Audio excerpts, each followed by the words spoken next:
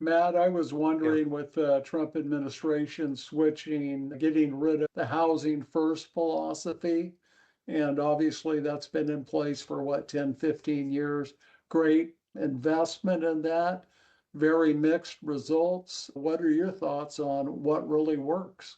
Yeah, so I'm a big proponent of moving away from the current housing first approach, not because housing first is bad in and of itself, but when any policy becomes the sole policy, it becomes the bad policy. And I would say the same thing about us. If everybody became like us, that would be a bad policy. We need a diversity of options, and housing first has not allowed for a diversity of option.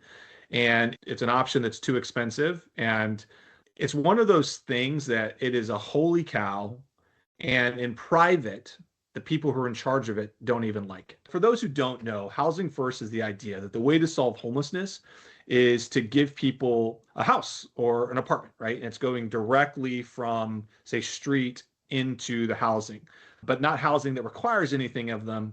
In fact, I was actually talking the other day, and I'm actually talking next week with the founder of this housing first philosophy. And he would even say that what has happened is not the intention, because what's happened is housing first has just produced a bunch of a system that puts people into housing without the wraparound services. The intention was always to have the wraparound services, except that's not what's happened. It's just been housing without the supportive services.